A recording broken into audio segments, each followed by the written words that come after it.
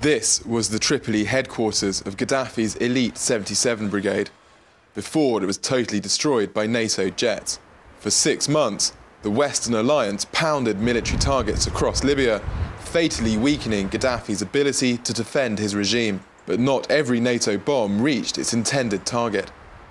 This is Souk Juma, a working-class suburb of Tripoli and a centre of resistance to Gaddafi's rule. Even here in the anti-Gaddafi Tripoli suburb of Souk Juma, NATO bombs struck this house, killing the family of 5 inside. A husband and wife, their 2 children and an elderly relative were killed in the raid on June 19th. The intended target, a small barracks, still stands intact just 30 metres away. The victim's cousin lives across the road. Everybody was angry, frustrated, because we have no military bases here. We have nothing related to army. So everybody was angry, and also because of the loss of lives here. So everybody was upset. NATO has admitted hitting this house, but has refused to admit that any civilians were killed in this raid or in any other of the nearly 10,000 airstrikes on Libya. Officially, NATO's tally of civilian deaths still stands at 0.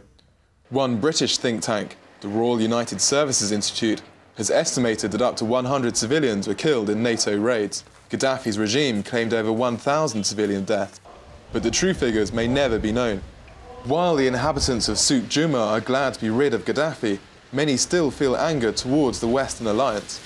This man lived next door to the victims. His young son suffered head injuries in the raid, and his house is now unsafe to live in.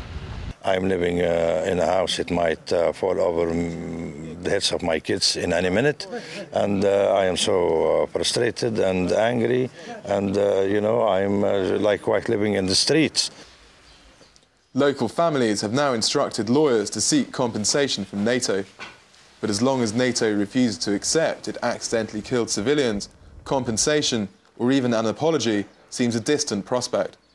Aris Roussanos, Press TV, Tripoli.